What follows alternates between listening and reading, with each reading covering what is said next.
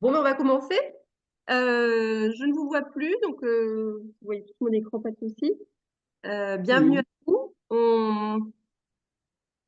On va donc faire une lecture explicative de texte ou lecture critique d'articles à propos d'un article récemment publié euh, par une équipe italienne dans le journal Children qui s'intitule un essai pilote randomisé pour évaluer la sécurité et la potentielle efficacité de l'étravirine dans la taximétrie drive.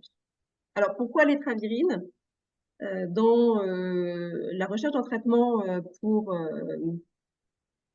la taximétrie drive? Donc, vous savez, vous m'arrêtez si vous ne le savez pas, qu'il est lié à une carence en frataxine.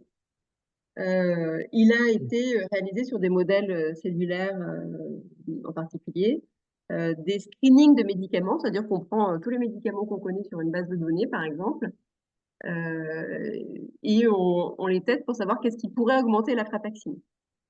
Un certain nombre de molécules avaient été identifiées dans ces screenings, et quand on cherche tout un tas de médicaments, il y en a beaucoup qui sont toxiques.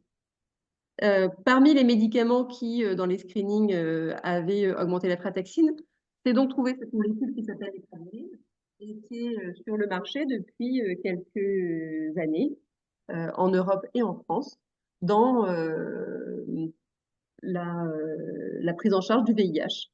Donc précisément, c'est depuis 2008. C'est un médicament qui lutte contre l'infection par le VIH en se fixant, peu importe, sur la transcriptase inverse du VIH.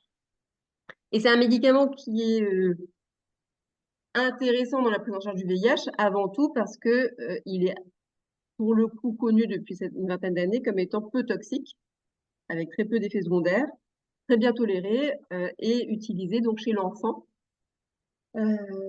et chez la femme enceinte. Donc c'est ce profil d'effets secondaires faibles a amené à s'intéresser à cette molécule en disant si ça augmente la frataxine ne serait-ce qu'un petit peu, ça peut être utile quand même. Voilà. Donc il y avait eu des études préalables qui avaient été faites sur des modèles cellulaires et sur des modèles animaux.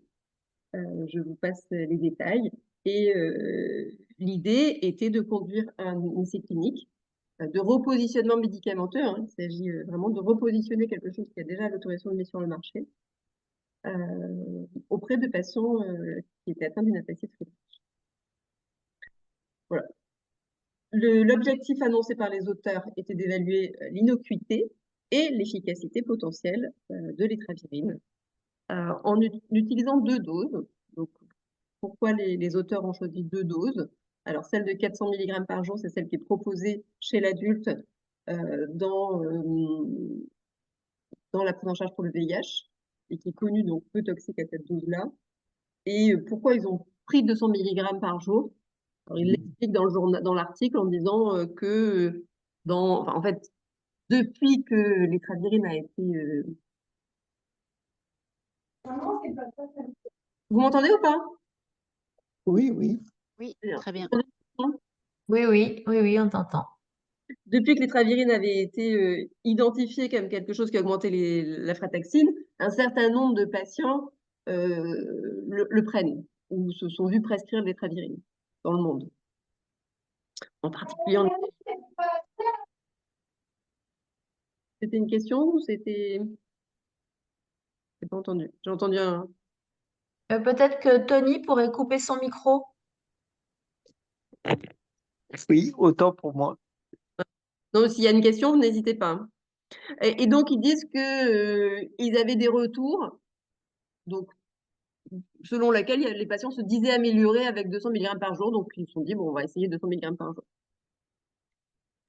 Donc, l'étude comprend 5 visites sur un mois, comprenant une période de traitement de 4 mois, qui est précédée d'un suivi, enfin, d'un suivi, précédé d'un suivi, ça ne se dit pas trop, mais avant ces 4 mois de traitement, il y avait 4 mois d'évaluation clinique et paraclinique.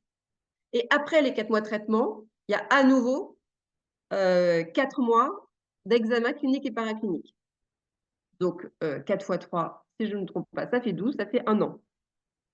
Et cette méthode a été choisie pour permettre d'évaluer la variation, l'impact sur une année d'évolution de la maladie, l'impact de l'étravirine sur l'évolution dans une année. C'est-à-dire que on regarde pendant 4 mois comment ça évolue. Il y a des tests à J0, puis 4 mois après. Puis là, on débute le traitement pendant 4 mois, puis après, on regarde ce qui se passe. Et donc, on se dit, chaque personne étant hétérogène, c'est aussi bien qu'il soit son propre contrôle pour voir si l'étravirine modifie son état de santé. Un des problèmes méthodologiques dans notre maladie, c'est quand même l'hétérogénéité des patients. Donc, ils évoluent tous très différents, en particulier s'ils ont des GA différents. Voilà, je reviendrai sur tout ça, j'ai un petit schéma. Donc, c'est une étude monocentrique qui est menée de 2020 à 2023, mais la fin de recrutement, c'est janvier 2022, en Italie. Une question, s'il te plaît. Alors, j'ai peut-être raté le truc, mais une étude monocentrique, ça veut dire qu'il n'y a pas de placebo, c'est ça? Non, alors Non? là, il n'y a pas de placebo, hein. C'est quoi monocentrique, du coup? Un seul centre J'ai pas d'examen. entendu. Il y a un seul centre, non, je ne l'ai pas dit. Ah, Enfin, monocentrique, ok, d'accord, il y a un seul centre. un seul Ok. centre, c'est en Italie, un seul centre. On utilise, enfin, les gold standards, c'est les études contre placebo multicentriques randomisées. Là, Ok. les patients étaient randomisés dans le sens où, qu'est-ce que c'est que la randomisation? C'est le tirage au sort. Finalement, ils ont été tirés au sort pour les assigner à 2 groupes différents, le groupe 200 mg ou le groupe 400 mg. Mais s'il n'y a pas de groupe, il n'y a pas de randomisation. La randomisation, donc le tirage au sort, c'est parce qu'il y a 2 groupes. Donc là, effectivement, ils ont été tirés au sort au hasard pour les différents dosages. Alors, au hasard, pas complètement, c'est-à-dire qu'ils étaient stratifiés par stade de gravité et la randomisation permettait d'avoir autant de personnes dans chaque groupe de chaque stade de sévérité. Je vais revenir sur ça. Alors, pourquoi c'est ça?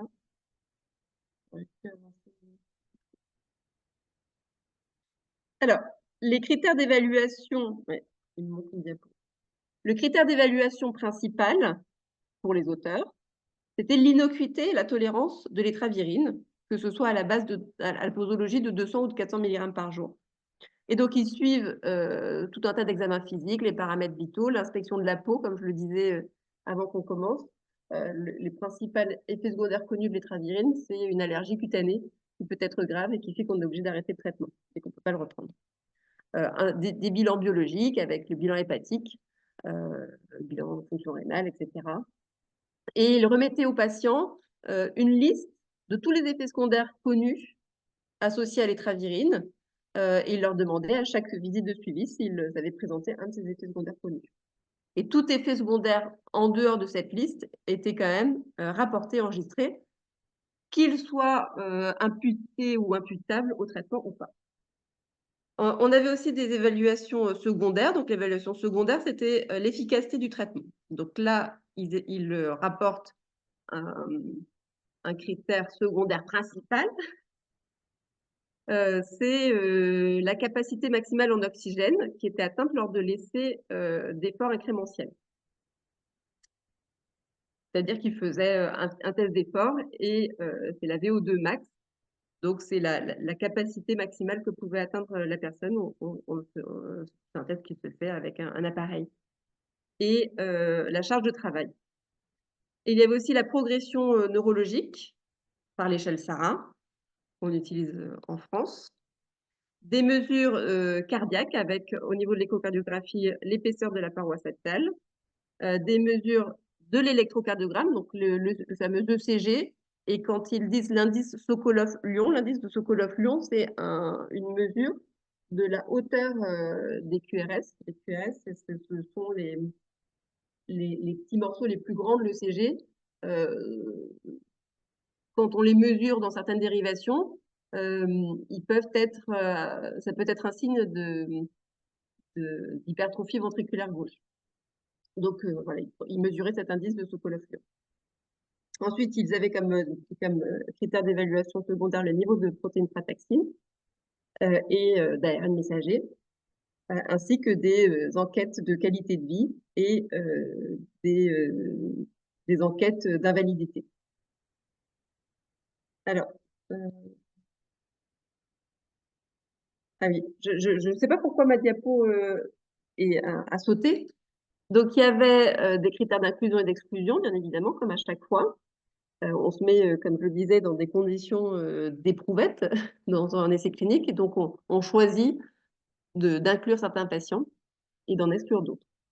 Donc, ceux qui étaient inclus, il fallait avoir une ataxie Friedreich prouvée génétiquement, être âgé de 10 à 40 ans, être capable de compléter un test d'effort incrémentiel, ça veut dire de plus en plus difficile, défini par la capacité de rouler sur un vélo ergomètre avec les membres supérieurs d'au moins 45 tours minutes sans résistance supplémentaire pendant 3 minutes. Alors, si vous me demandez ce que ça représente, je ne sais pas. Je vais être honnête, je n'ai fait que traduire. Je ne suis pas suffisamment calée en rééducation pour réaliser. J'imagine à peu près ce que ça représente, mais pas très bien. Et ils ont... Et moi, je peux juste poser une petite question par rapport au test d'effort. ouais. Pour les personnes qui auraient des difficultés, comme moi, avec un spasme permanent au bras droit, est-ce qu'ils ont la possibilité de proposer un vélo avec les jambes? Je sais pas. Vraiment, je sais pas. Je pourrais le savoir, hein, parce qu'on... Enfin, après, là, c'est vraiment une question par curiosité. En Parce fait, qu'il y a quelques années, j'ai fait un test d'effort, je ne sais plus le nom du protocole exact, mais il y avait déjà à l'époque un vélo à bras. Et bah, du coup, ça casse un petit peu les statistiques, vu que je suis gêné par mon bras. bien sûr. Alors, ce qu'on verra tout à l'heure, c'est qu'ils ont exclu personne parce qu'ils n'arrivaient pas à faire le test d'effort. Donc, je ne sais pas si c'est rassurant. J'ai jamais participé à cette phase-là de choix de critères d'inclusion. Voilà, ce qui est rassurant, c'est qu'ils ont exclu personne par ce biais-là, me semble-t-il. Enfin, on le verra sur la diapo suivante. Mais je Pas ne sais mal. pas précisément, très honnêtement, parce que je ne l'ai jamais pratiqué. Je ne sais pas comment Bah ça. oui, oui, c'est une question qu'on peut répondre uniquement en le vivant. Ouais. Mais c'est une vraie question pratique, hein. Mm. Ok. Dans les critères d'exclusion, il ne fallait pas être infecté par le VIH, le VHV ou le VHC, ne pas avoir de défaillance grave d'organes, ne pas avoir de maladie cardiaque cliniquement significative ou de diabète non contrôlé, et ne pas avoir d'allergie connue à l'étravirine. Ce sont des exclusions qu'on trouve dans l'étude MOXIE. Hein. Je pense pour ceux qui l'ont lu, c'est assez classique de ne pas prendre des gens décompensés ou avec un état préoccupant qui pourrait rendre l'étude compliquée. Alors, là, je réexplique, enfin, je vous montre ce qui est publié dans l'article, et ça réexplique ce qu'on disait dans la première diapo. Donc, au début de l'étude, donc à ce qu'ils appellent T-4, donc le temps moins 4 mois, ils voient le patient, il est inclus, hein, et ils lui font des analyses d'urine, un dosage de frataxine, une échographie cardiaque, un ECG, une échelle SARA, un test d'effort, une échelle de qualité de vie, une échelle d'invalidité. 4 mois plus tard, ils le revoient et ils lui refont exactement les mêmes choses. Et là, il débute le traitement par étravirine, soit 200 mg, soit 400 mg, avec un tirage au sort, qui est donc la randomisation. 2 mois plus tard, il le revoit pour un test d'urine et une échelle SARA et une prise de sang. 4 mois plus tard, c'est la fin de la prise de l'étravirine. Ils refont l'intégralité, prise de sang, test d'urine, frataxine, échographie cardiaque, ECG, échelle SARA, test d'effort, échelle de qualité de vie et échelle d'invalidité. Et il le revoit à 4 mois avec encore les mêmes examens. Est-ce que c'est clair pour vous? Oui. Alors, le flowchart, oui, je vous écoute. Oui, c'est bon pour moi. Non, non, c'est bon pour nous. Le flowchart, c'est ce qu'on trouve dans tous les essais cliniques, c'est le diagramme de flux, c'est-à-dire la répartition des patients. Donc, ils avaient présélectionné 38 personnes. Et donc, 3 sont exclus. À la lecture du texte, donc il y en avait un qui n'avait pas donné son consentement, 2 qui n'avaient pas rempli les critères d'inclusion, mais je ne sais plus pourquoi. Je le regarderai tout à l'heure et j'essaierai de vous dire pourquoi il avait été exclu. Bon. En tout cas, ça leur permet d'inclure 35 personnes.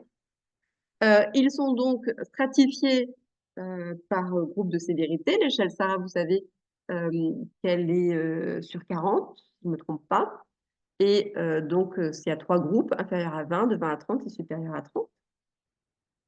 Et pour chaque groupe de sévérité, il y a un tirage au sort pour savoir si on prend 200 mg ou 400 mg. Et les patients sont suivis pendant toute leur étude. Et on regarde s'il y en a qui doivent arrêter l'étude en cours de traitement et s'ils arrêtent, pourquoi. Et après, on fera de toute façon des analyses en intention de traiter ou pas. C'est-à-dire qu'on peut faire l'analyse en incluant tous ceux qui ont été inclus au début, même s'ils sont partis. Donc, il y en a un qui a arrêté l'étude parce qu'il n'est pas venu à la dernière visite. Mais il n'était ni mort, ni, ni avec un effet secondaire. Il n'est juste pas venu. Et un autre avait arrêté. Donc finalement, à la fin, 33 avaient complété l'étude. C'est important de savoir si les gens complètent l'étude parce que c'est toujours inquiétant quand on a beaucoup de perdu de vue en cours d'une étude. On se dit que quand même, il y a des questions, on peut se poser des questions sur la tolérance. Alors, ça ne passe pas ma diapo. Ah oui, ça passe trop vite. Donc les résultats, ils sont en anglais, mais je vais vous les expliquer. La première des choses, avant de passer aux résultats précis, c'est interroger sur la population qu'on a inclus. Donc, je vous ai dit qu'il y avait 35 personnes qui étaient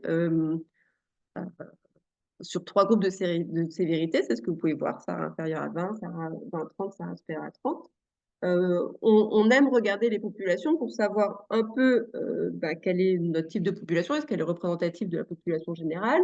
Et puis, si jamais on compare 2 groupes, qui est le cas là, pour la dose de 100 ou 400, on aime bien savoir si les groupes sont comparables ou pas. Donc, comment on sait si des groupes sont comparables ou pas? Alors, vous voyez dans la colonne de droite la p-value. Donc, la p-value, c'est la valeur de p, c'est la probabilité de commettre une erreur, c'est-à-dire de rejeter à tort l'hypothèse qu'un phénomène donné existe. Donc, la valeur de P oscille entre 0 et 1. Et on dit qu'un résultat est statistiquement significatif lorsqu'il est improbable qu'il puisse être retenu par le simple hasard. Donc, on va calculer par rapport au chiffre qu'on a sur 2 groupes, cette valeur de P. On estime que c'est significatif si c'est inférieur à 0,05. C'est-à-dire que s'il est inférieur à 0,05, il y a moins de 5% de chances que ce soit dû au hasard. Bernadette, vous m'avez dit que c'était la première fois. Est-ce que c'est clair? Ou je vous ai un peu perdu? Pour tenir que P, il faut qu'il soit inférieur à 0,05. J'avoue que c'est un peu compliqué là. Il faudrait j'ai du mal à suivre. Donc, le résumé, c'est que P, la valeur de P, pour qu'il soit significatif, il faut qu'il soit 0,05. Il faut qu'il soit inférieur à 0,05. Voilà. Et quand il est significatif, ça veut dire qu'on estime que la différence n'est pas due au hasard. D'accord? Ok. C'est simplifié, mais c'est à peu près ça. Je crois qu'on a un nouvel arrivant. Ou je sais pas. Donc, pourquoi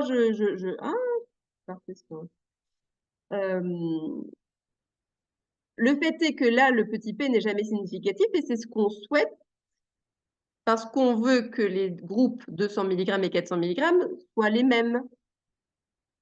Et donc, là, ce sont les mêmes en termes de longueur de GAA, en termes d'âge, en termes de durée d'âge de début de la maladie, en termes de poids. Il n'y a pas de différence entre ces 2 groupes. Je ne sais pas si ça vous paraît clair. L'idée, c'est qu'on puisse avoir une population qui soit similaire dans les deux groupes qu'on va comparer. Et là, c'est le cas. Donc, vous voyez que le nombre de GA, il est de 670 versus 660 dans les deux groupes. Enfin, et à chaque fois, le petit p n'est pas significatif, donc il n'y a pas de différence entre ces deux groupes. Donc voilà, par rapport à leur idée de comparer les deux groupes, c'est bien parce que ça évite un biais qui serait que s'il y avait une différence entre le groupe 200 et le groupe 400, ce serait dû à une différence de population. En tout cas, tout confondu aussi, ce qu'on peut retenir, c'est que globalement, il y avait surtout des patients qui avaient une échelle SARA inférieure à 19. Et quand même quelques patients qui avaient une échelle SARA supérieure à 30, donc c'était une population globalement assez hétérogène, qui avait en moyenne 650 GA sur le groupe sur l'allèle le plus court, environ 800-900 sur l'allèle le plus long, et dont l'âge de début de symptômes était environ 12 ans, 11-12 ans. D'accord? Donc ça, c'est pour décrire notre population. Est-ce que ça vous va? Oui, c'est bon. Oui, c'est bon pour moi. On Oui, peut, ça va. si vous voulez, hein. Et c'est toujours important d'aller regarder la population incluse en se demandant si le fait d'avoir recruté telle ou telle population ne pourrait pas amener des biais. Là, par exemple, ce qu'on peut dire, c'est que bon, nos deux groupes sont comparables. Voilà, je vous ai expliqué le type patati patata. Par contre, ils sont très hétérogènes en critères de sévérité. Hein. On a des patients qui ont vraiment un niveau de sévérité extrêmement différent. Et on a des âges très hétérogènes. Donc, c'est une population hétérogène. Mais globalement, ils n'étaient pas contre, dans leurs critères d'inclusion, pour avoir une population hétérogène. Contrairement, alors c'est une petite aparté, Moxie avait pris des patients qui étaient plutôt tous validés marchands. Je ne sais pas si vous vous souvenez de... Donc l'étude Moxie, je ne sais pas si vous êtes tous au fait que c'est l'étude qui a été enfin, le nom de l'étude qui a été publiée sur l'omaveloxolone, donc le Skyclarys. C'est une petite aparté. Alors, leur critère principal pour cette étude, je vais vous faire participer parce que j'ai peur que... C'était quoi le critère principal d'évaluation? Qui est-ce qui se souvient quel était le critère principal d'évaluation? Réaction allergique de la peau. Alors, donc ça c'était... ouais, le critère principal d'évaluation, c'est Le niveau de frataxine, non? le critère principal, je reviens sur mes diapos, Ah oui, non, pardon. le critère d'évaluation principal pour eux, c'était l'innocuité Ah et la oui, c'est Les ça. critères d'évaluation secondaire, il y en a tout plein. Et dans les critères d'évaluation secondaire, il y en a un principal et d'autres. Et donc, dans les critères d'évaluation secondaire, c'est tous les critères d'efficacité, la capacité d'oxygène, l'échelle SARA. Mais leur critère d'évaluation principal, c'est l'innocuité et la tolérance. Voilà. C'est eux qui définissent et qui sont censés construire l'article par rapport, enfin, et leur étude, par rapport à leurs critères d'évaluation principale. Donc, leur critère d'évaluation principale, ils le rapportent dans ce tableau. Qu'est-ce qui s'est passé comme effet secondaire pour la tolérance? Donc, globalement, dans les 2 premiers mois, la moitié ont eu mal à la tête, 20% ont eu un peu de diarrhée, et à partir de 2 mois, on peut dire que personne n'a rien eu. Il n'y a eu aucun effet secondaire grave, et il y a eu 4 petits rachs allergiques, mais aucun qui n'a amené une arrêt de traitement. OK? Alors, je traduis, hein, sinon... il y a eu un peu de fatigue, hypotension, enfin, et après une personne qui a fait une petite tachycardie, vomissement, constipation, etc. Mais aucun effet secondaire grave et aucun arrêt de traitement. Okay. Alors, dans les critères d'évaluation principale, il y avait aussi des prises de sang. Pour ceux qui ont commencé le Skyclarys, vous devez savoir qu'on surveille, par exemple, des transaminases, ça vous parle, azatalates, vous voyez AST, ALT, pour les enzymes hépatiques. Donc, il n'y a pas eu d'altération majeure des azatalates dans ce travail-là. Et il y a eu une petite augmentation des triglycérides pour très peu de patients. Et on surveillait aussi, donc white blood cell, c'est la survenue d'un déficit, d'une neutropénie, dans un déficit de globules blancs arrivé pour un patient, mais pareil, c'était assez minime et ça n'a pas amené l'arrêt du traitement. Donc, on va passer aux critères d'évaluation secondaire. La neuro. Là, est-ce que vous voyez Oui. vous voyez en haut la légende, hein? Donc là, vous avez représenté les courbes des valeurs. Donc, je vous rappelle, à moins 4 mois jusqu'à T0, il n'est pas traité. De T0 à T4, il est traité. Et de T4 à T plus 4, on n'est plus traité. Hein? Vous vous souvenez? Oui. Oui. Des critères secondaires et donc notés. Et là, on va vérifier si la différence entre la période T4, T0, T0, T4, T4, T plus 4 est significative ou pas. Donc, quand est-ce qu'on est significatif, Bernadette? Sur le petit Mais combien? Je ne sais plus. Il est inférieur à 0,05. Ah oui. Ça veut dire, s'il est inférieur à 0,05, qu'on a moins de 5% de chances que cette différence soit obtenue par le hasard. Mhm. D'accord? Donc, s'il y a moins de... Ah, pourquoi il y a des trucs jaunes qui se mettent sur...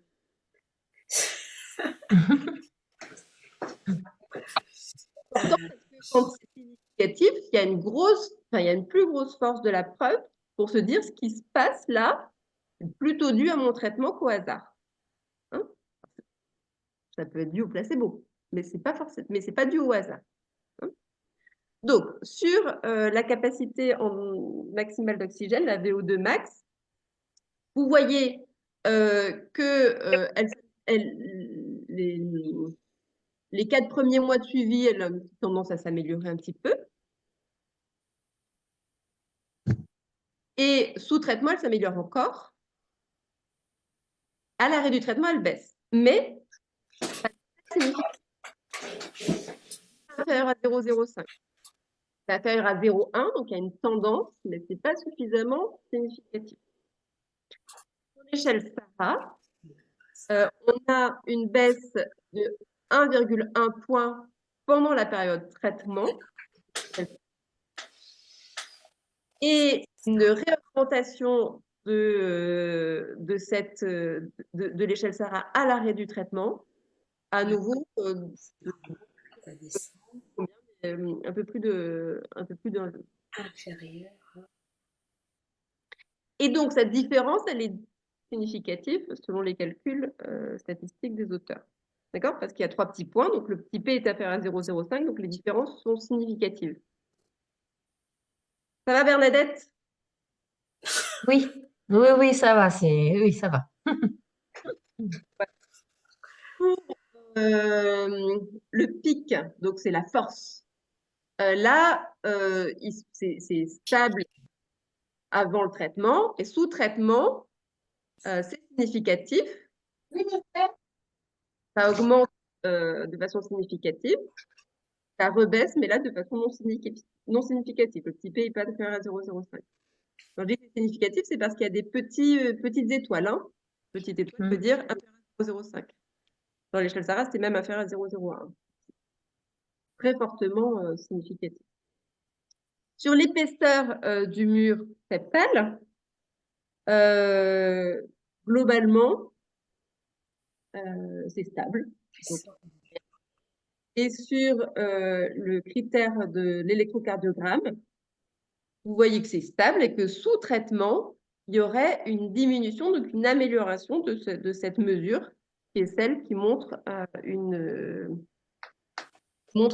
un signe électrocardiographique d'une hypertrophie du cœur. Et Est-ce qu'on insiste sur cette diapo ou je passe à celle d'après? L'essentiel des résultats est là. Donc, je peux réexpliquer mieux. Donc là, ils n'ont pas mis s'il y avait une ou deux ou trois étoiles. voilà. L'étoile, c'est que c'est pas significatif la seule chose qui est significative, c'est la variation de l'échelle SARA Mhm. sous traitement dans l'amélioration, puis la redégradation de l'échelle SARA à l'arrêt du traitement. Et un peu moins significatif, c'est l'amélioration du pic en puissance. Voilà, mais le principal résultat significatif, donc c'est pas leur principal critère d'évaluation secondaire, excusez-moi, mais c'est dit comme ça dans le texte, n'est pas obtenu. Voilà. La capacité maximale en oxygène ne ressort pas comme significative dans cette étude. Hein? Oui, On voit d'accord. on voit une tendance d'amélioration sous traitement et de dégradation à l'arrêt du traitement. Par contre, dans l'échelle SARA, il y a une amélioration significative sous traitement et une dégradation sous traitement. Ok. Donc là, c'est un peu la même chose, mais sous tableau, encore pire. Pour vous montrer un petit peu les valeurs. Et puis, c'était pour nous montrer aussi s'il y avait une différence par rapport à leurs deux groupes. Donc, en plein de choses. Ils essayent de voir statistiquement ce qu'on ne peut pas voir avec leur cours, parce que dans leur cours, il y a l'intégralité des patients. Si il y avait une différence plus importante chez les patients qui ont pris 400 plutôt que ceux qui ont pris 200, et selon le groupe de sévérité. Donc, globalement, l'échelle SARA, donc là, vous voyez qu'il compare T4 0, T0, ça veut dire avant, je vais dire une bêtise, T4, T0. Oui, c'est au 4e mois de traitement par rapport au premier jour de traitement. Donc, est-ce que ça va dans le bon sens ou pas? Et est-ce que c'est... Et il compare aussi T plus 4 à T moins 4. Ça veut dire, en gros, quand ils ont commencé l'étude et un an après, avec l'intervention au milieu. Globalement, quel que soit le paramètre, ça va plutôt dans le bon sens, mais régulièrement, mais ce n'est pas significatif. Je résume, hein, pour vous passer un petit peu tous les détails. Non, T plus 4 à T4. T4, c'était le moment où ils arrêtent le traitement et T plus 4, c'est 4 mois plus tard. Enfin, moi, je sais pas, je suis retenu comme ça. Et, en fait, T4, T-4, c'est tout avant. Là, Oui, mais T plus 4, tu vois, T plus 4, c'est le dernier. Voilà, c'est le Et dernier. compare à T4. C'est-à-dire d'une part, il compare au moment de la mise sous traitement et à la fin de la mise sous traitement, et Voilà. d'autre part, au début de l'étude et à la fin de l'étude. Mhm. En fait, c'est pour chercher en faisant de l'analyse Ah ouais. groupe, s'il y a des Mhm. qui émergent pour montrer une différence dans le fait de la mise sous traitement. Mais globalement, les effectifs ne sont pas assez importants pour que ça puisse montrer. On voit un petit peu les valeurs. Dans tous les cas, il y a une diminution de l'échelle SARA. On va plutôt regarder surtout l'échelle SARA parce que vous êtes plus familier de ce qu'est la perte d'un point d'échelle SARA. Vous savez que, puisque ça a été beaucoup commenté dans l'étude MOXIE, extension, puisqu'ils ont... Donc, tout le monde sait ce qu'est l'étude MOXIE et l'étude MOXIE extension à peu près. C'est l'étude qui a permis la mise sur le marché de l'omaveloxolone.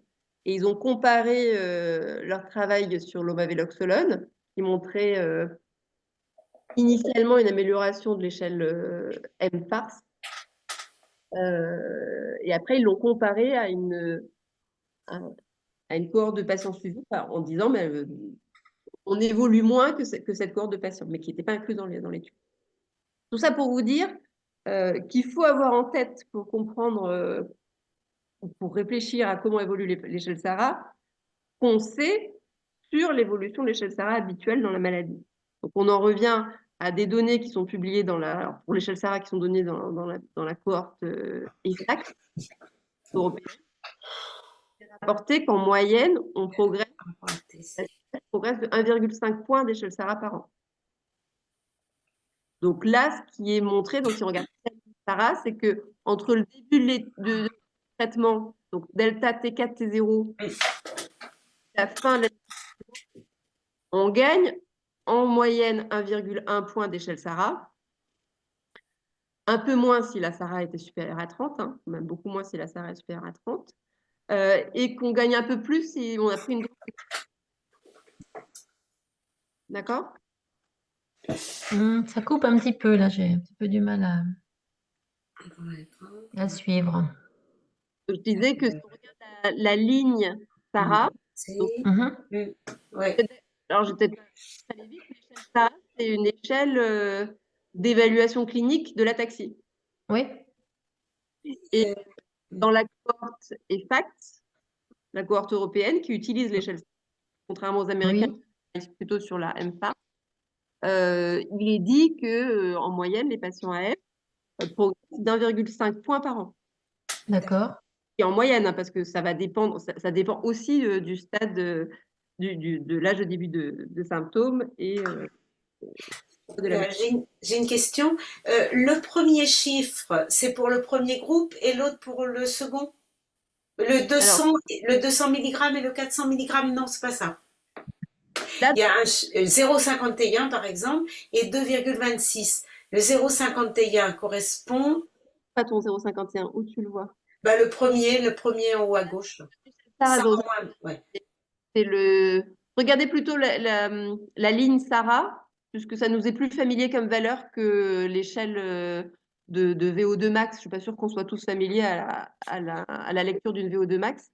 Donc, Sarah, on sait que c'est sur 40, on sait ce que représente un point d'échelle Sarah dans le Oui, oui. quotidien. Donc, Oui. regardons la ligne Ah Sarah. oui, d'accord, oui, oui.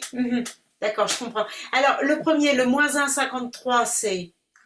Donc, moins 1,53, ça veut dire que dans le groupe des patients qui ont une échelle Sarah inférieure à 20, ils ont perdu 1,53. Donc, c'était 19 patients, ils ont perdu 1,53 de Sarah. Qui est bien. Par rapport à la mise sous traitement, la mise sous traitement et la fin de la mise sous traitement. C'est Oui, 0. oui, ça j'ai compris. Mais que veut dire, pourquoi entre parenthèses 1,03, c'est quoi? Écart type. Écart type. Ah, c'est l'écart type. Ah oui, d'accord. Bon, bon. 53, c'est une moyenne, et donc il y a un écart type. Oui, oui. C'est assez important en fait, Non, l'écart type. Par rapport à la... Ok. c'est plutôt resserré. Ou Ça alors, je dis dépend comment on voit les choses. une bêtise, c'est la moyenne et la médiane. Ouais, d'accord. C'est la moyenne et la médiane. Donc non, c'est plutôt. Mais après, c'est des petits groupes, Ah, hein. c'est plutôt bien. Donc voilà, le groupe qui semble moins répondre, c'est le groupe Sarah. D'accord. Mais eux, dans ce qu'ils ont montré de significatif, c'était tous les patients confondus. Voilà. Sur l'épaisseur du mur, bon, on ne prouve pas grand-chose. On a une diminution, ouais, non, on ne prouve pas grand-chose. Ouais. Ouais. Alors, je vous avais dit qu'il faisait aussi des échelles de qualité de vie et d'invalidité. Donc là, il y a rien significatif qui ressort, en tout cas rien qui est inférieur à 0,001, comme dans l'échelle Sarah. Voilà, dans les paramètres multiples et variés qu'il y avait dans ces échelles de qualité de vie. Dans la vitalité est largement, est inférieure à 0,05, donc significative pendant la mise sous traitement et à nouveau, à l'arrêt de la mise sous traitement, la vitalité baisse. Sinon, globalement, ce n'est pas forcément significatif, mais c'est à peu près la même tendance, c'est-à-dire que à l'arrêt de la mise sous traitement, il y a une dégradation, et dans la mise sous traitement, il y aurait plutôt une tendance à l'amélioration. Ok. Ça, c'est leur échelle d'invalidité, donc toujours la même chose. Il n'y a pas de résultat franchement très significatif, mais toujours un peu avec cette tendance d'amélioration pendant le traitement et de dégradation à l'arrêt du traitement. Okay, on recherche toujours la petite étoile, c'est-à-dire quand est-ce que c'est significatif s'il y a un écart inférieur à 0,05. Alors, en discussion, alors leur objectif principal est atteint, puisque c'est un traitement bien toléré. Bravo, on le savait déjà. Donc ça, c'était quand même pas très difficile à obtenir. On savait déjà que c'était un médicament bien toléré. Je suis méchante. Mais bon, pour le coup, c'est un suspense fou. Alors, les auteurs rapportent des commentaires sur comme je vous l'ai dit, ils ont choisi 1 an avec pour but de montrer comment le traitement impacte la maladie. Donc, en documentant la progression attendue de la maladie dans la période pré-traitement, puis post-traitement, c'est un schéma où chaque patient se contrôle lui-même. Donc, c'est pas contre placebo, mais c'est pas inintéressant pour autant. D'autant plus quand on a des populations aussi hétérogènes que les nôtres, qui posent de gros soucis d'interprétation dans nos études, avec des évolutions très différentes. Là, finalement, on se dit, s'il est amélioré pendant le traitement, ça peut être le placebo, mais s'il se dégrade à l'arrêt du traitement, alors qu'il est toujours suivi, que le placebo, c'est quand même le fait d'être suivi globalement. Hein. Mais peut-être que s'il se dégrade à l'arrêt du traitement, c'est peut-être qu'il y a un effet de traitement. C'est vraiment intéressant d'utiliser le patient comme son propre témoin. Hein. Par contre, est-ce que ce choix qui avait été choisi, donc de 1 an au total et 4 mois de traitement, c'est pas quand même un peu court pour une maladie qui évolue doucement? C'est possible. Le principal critère d'évaluation secondaire, donc le pic de VO2, donc la capacité maximale en oxygène, il n'est pas atteint. Mais il y avait une augmentation moyenne qui avait été observée pendant le traitement et qui a chuté après l'arrêt du traitement. Par contre, l'échelle Sarah montrait une diminution moyenne d'environ 1,1 point après 4 mois de traitement. Et ça, les auteurs soulignent qu'effectivement, c'est intéressant.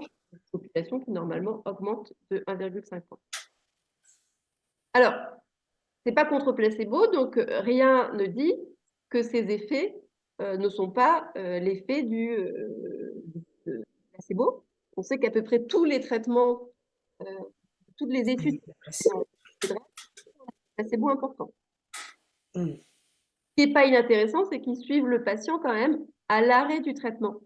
Donc normalement, quand il y a un effet placebo, même si le fait que la personne sait qu'elle ne le prend plus, il y a certaines mesures, alors, comme la mesure, les mesures physiques, hein, la VO2 max, c'est une mesure physiologique, hein, physiopathologique. Ça ne devrait pas se modifier. Donc, on a quand même des modifications dans le temps entre exposé au traitement et pas exposé au traitement qui restent intéressantes vu les auteurs. Hein. Le nombre de participants est faible, c'est vrai. La cohorte est un peu petite pour être stratifiée en fonction de la taille de l'expansion de GA et de la durée de la maladie. Ceci étant, c'est une maladie rare, donc trouver déjà 35 personnes pour une étude, c'est déjà pas facile. C'est une étude académique qui a été menée par des médecins qui s'occupent des patients, financée par l'industrie pharmaceutique.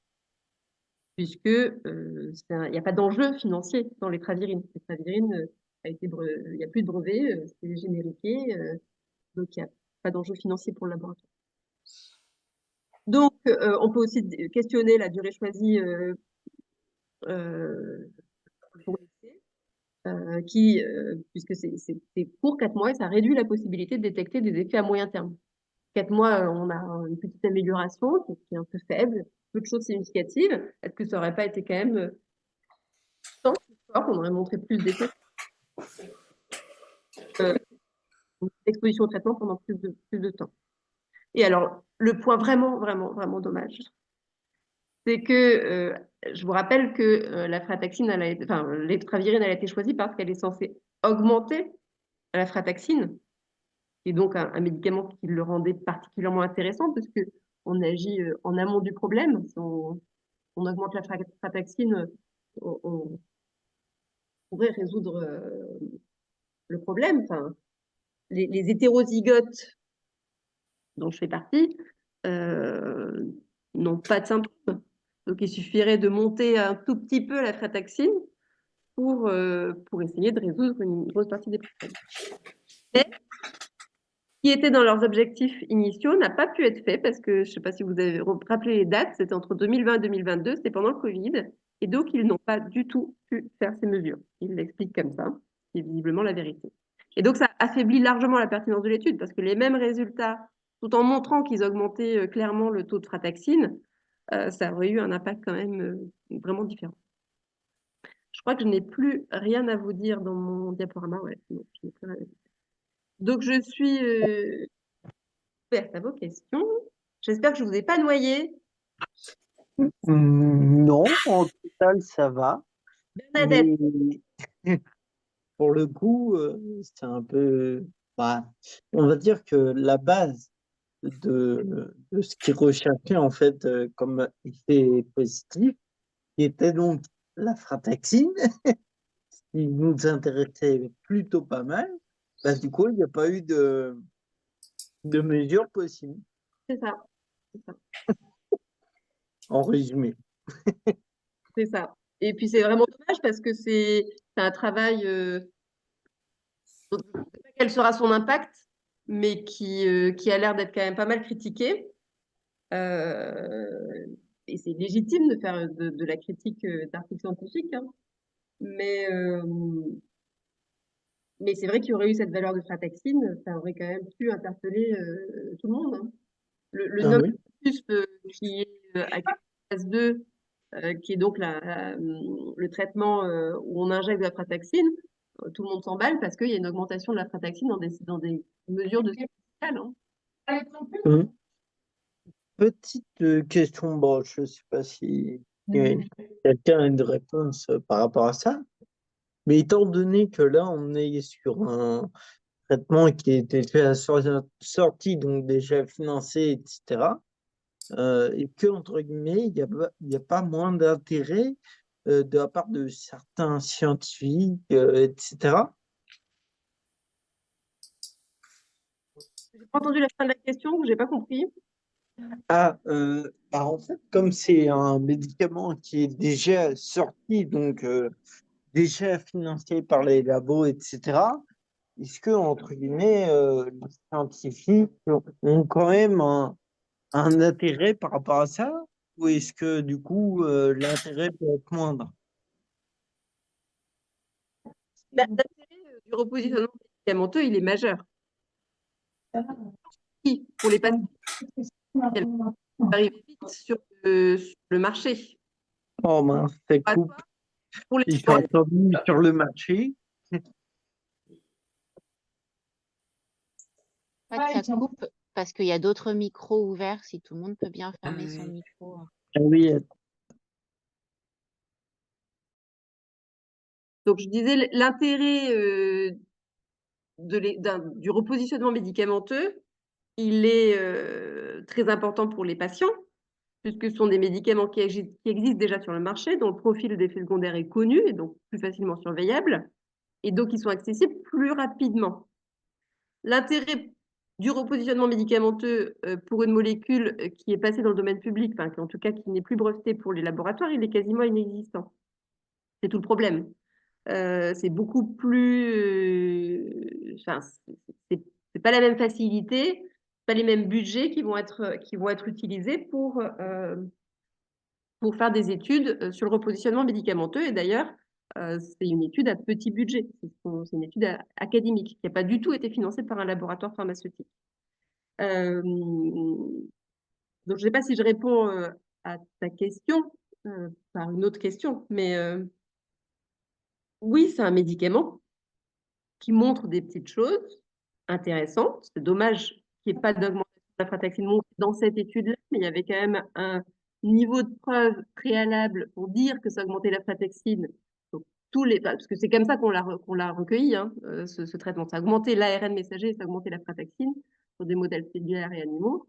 Et donc, si ça marche parce que ça augmente la frataxine, le fait que ça existe déjà sur le marché, ça rend ce médicament facilement utilisable si les médecins souhaitent s'en emparer pour poursuivre des essais cliniques ou s'ils souhaitent s'en emparer pour le prescrire aux patients. hmm, ouais. Alors, une autre question. Oui. C'était quoi mes questions déjà? Euh, En tout cas, Excuse-moi. C'est loin Euh, d'être par récent. Justement, il y a eu en effet cette vague de Covid, mais normalement, si s'il n'y a pas de renouvellement de cas Covid ou d'autres maladies qui interviennent, est-ce que, entre guillemets, ça les intéresserait de, pas de recommencer à zéro, mais peut-être de poursuivre peut-être une extension avec plus de personnes, par exemple, directement enrôlées?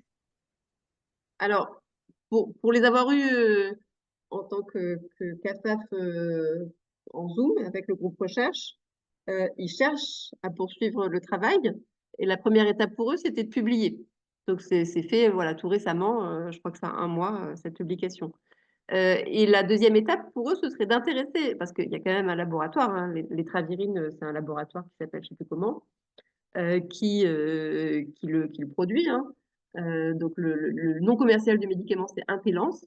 Et donc, ils aimeraient que le laboratoire s'intéresse à cette étude en se disant, on va...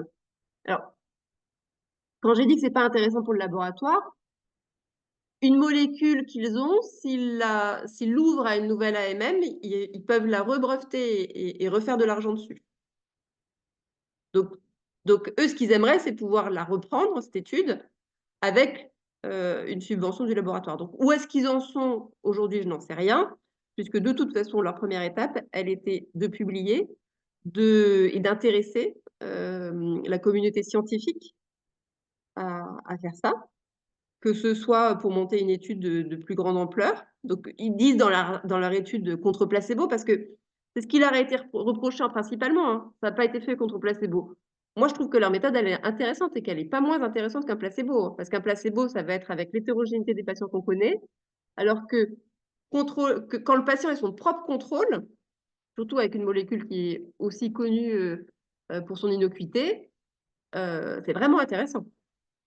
Quitte à ce que on prenne la peine, quand on arrête le traitement, de lui donner des placebos à la personne, en fait. C'est-à-dire que au lieu de mettre un groupe placebo et un groupe patient, un groupe traité, que la personne, quand elle arrête le traitement, en fait, on lui donne des gélules qui sont du sucre, et donc elle ne sait pas qu'elle arrête le traitement. Mais globalement, leur méthode n'est pas si inintéressante que ça, mais peut-être que 4 mois de traitement, c'était un peu court. Bah, moi, je suis d'accord avec ça aussi, dans le sens où, comme tu dis, c'est une molécule déjà connue, entre guillemets, du public. Alors, certes, le public et SAF, on n'est pas forcément sur les mêmes fonctionnements, et puis, encore une fois, tout le monde est différent, donc ça reste intéressant d'avoir une étude. Maintenant, en effet, 4 mois, ça me paraît vachement court. On n'est pas sur du 1 an ou 2 ans, quoi. 4 mois, c'était court, hein. C'était presque ambitieux de leur part de penser qu'ils allaient pouvoir avoir une amélioration. Et c'est pour ça qu'ils ont choisi comme principal critère secondaire un critère qui était clinique, mais qui était plus physiologique avec des mesures de capacité en oxygène. Mais le fait qu'ils n'aient pas répondu à cet objectif-là, ça leur est critiqué pour le coup.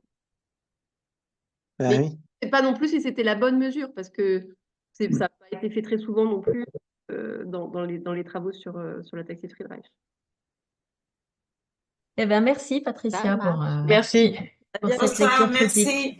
Merci beaucoup. beaucoup Bonne pour soirée.